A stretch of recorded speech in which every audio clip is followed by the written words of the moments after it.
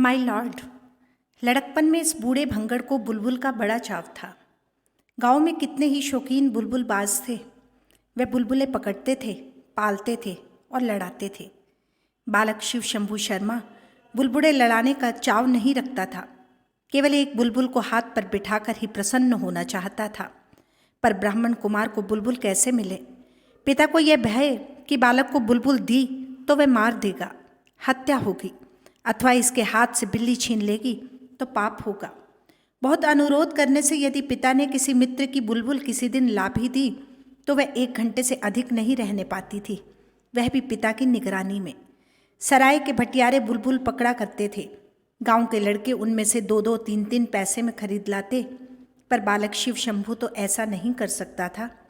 पिता की आज्ञा के बिना वह बुलबुल कैसे लाए और कहाँ रखे?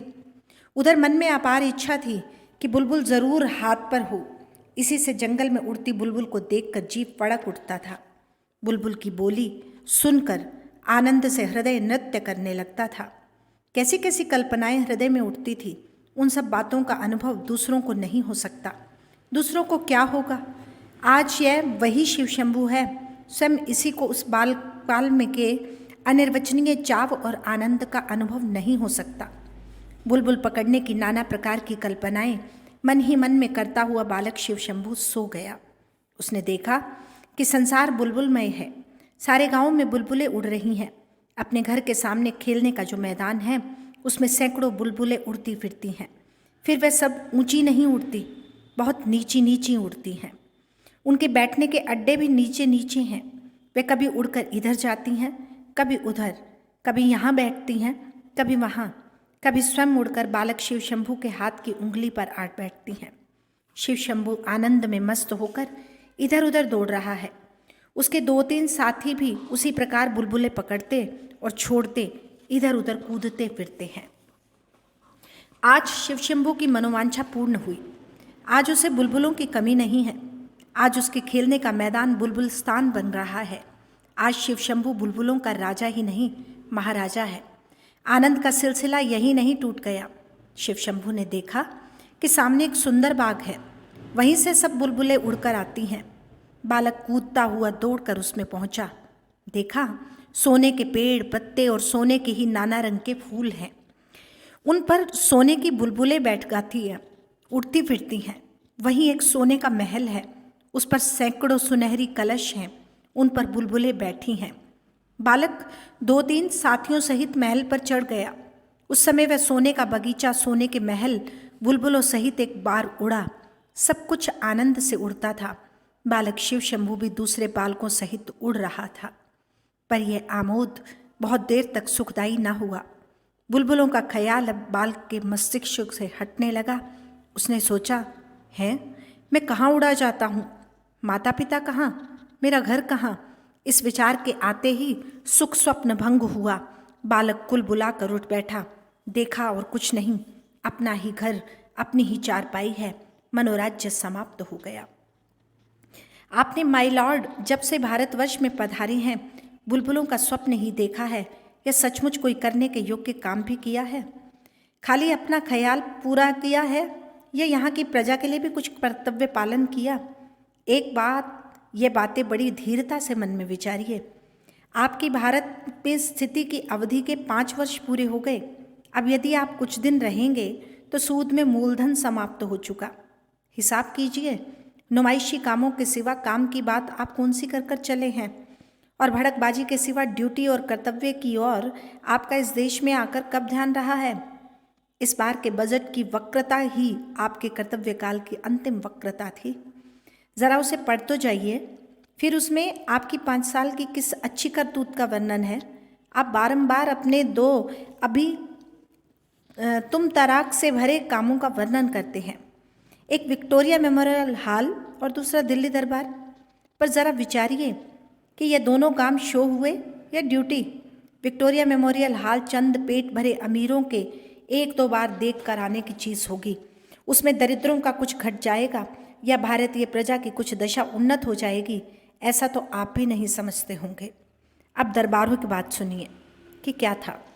आपके ख्याल में वह बहुत बड़ी चीज़ था। पर भारतवासियों की दृष्टि में वह बुलबुलों के स्वप्न से बढ़कर और कुछ नहीं था।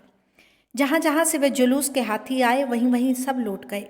जिस हाथी पर आप सुनहरी झूले सोने का होदा लगवाकर छत्र धारण पूर्वक सवार हुए थे, वह अपनी कीमती असबाब सहित जिसका था उसके पास चला गया। आप भी जानते थे कि वह आपका नहीं और दर्शक भी जानते थे कि आपका नहीं। दरबार में जिस सुनहरी सिंहासन पर विराजमान होकर आपने भारत के सब राजा महाराजाओं की सलामी ली थी, वह भी वहीं तक था और आप स्वयं भली भांति जानते हैं कि वह आपका न था। वह भी जहाँ से आया था वहीं चला गया। यह सब चीज़ें खाली नुमाइशी थी। भारतवर्ष में वह पहले से ही मौजूद थी। क्या इन सब के आपका कुछ गुण प्रकट हुआ होगा? लोग विक्रम को याद करते हैं या उसके सिंहासन को, अकबर को याद करते हैं या उसके तख्त को, शाहजहाँ की इज्जत और उसके गुणों को या उसके तख्ते ताउस को। आप जैसे बुद्धिमान पुरुष के लिए ये सब बातें विचारने की हैं। चीज़ वह बनानी चाहिए जिसका कुछ देर कयाम हो।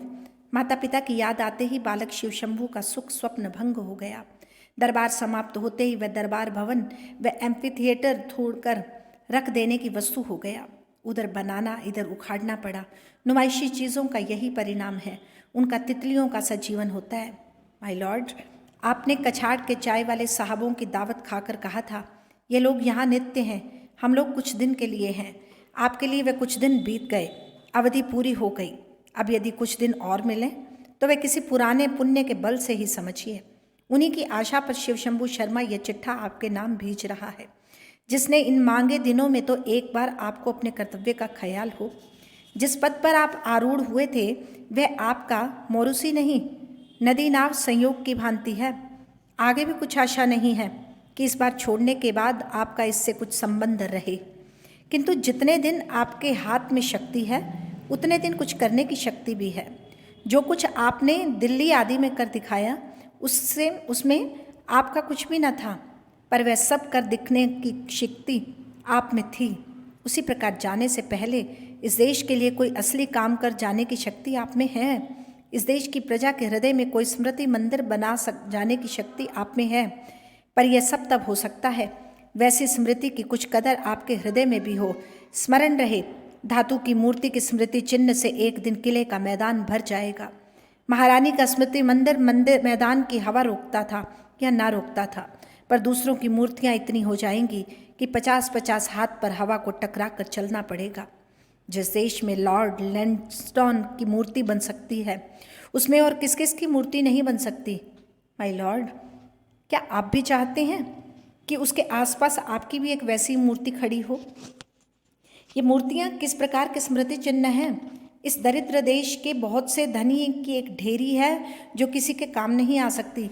एक बार जाके देखने से ही विदित तो होता है कि वह कुछ विशेष पक्षियों के कुछ देर विश्राम कर लेने के अड्डे से बढ़कर कुछ भी नहीं है। माय लॉर्ड, आपकी मूर्ति की वहाँ क्या शोभा होगी? आइए मूर्तियाँ दिखाएं। वह देखिए, एक मूर्ति है जो किले के मैदान में नहीं है पर भारतवासियों के हृदय में बनी हुई है। पहचानिए, इस वीर पुरुष ने मैदान की मूर्ति में इस देश की करोड़ों गरीबों के हृदय में मूर्ति बनवाना अच्छा समझा। यह लॉर्ड रिपन की मूर्ति है। और देखिए, एक स्मृति मंदिर, यह आपके 50 लाख के संगमरमर वाले से अधिक मजबूत और सैकड़ों गुना कीमती है। यह स्वर्गीय विक्टोरिया महारानी सन 1858 ईस्वी का घोषणा पत्र है। आपकी यादगार भी यही बन सकती है। यदि इन दो यादगारों को आपके जी में कुछ इज्जत हो, मतलब समाप्त हो गया। जो लिखना था वह लिख गया। अब खुलासा बात यह है कि एक बार शो और ड्यूटी का मुकाबला कीजिए। शो को शो ही समझिए, शो ड्यूटी नहीं है। माय लॉर्ड, आपके दिल्ली दरबार की याद कुछ दिन बाद उतनी ही रह जाएगी जितनी शिव शंभू शर्मा के सिर में बालकपन के उत्सुक स्वप्न की है। भारत मित्र, 11 अप्रैल 1903 ईस्वी।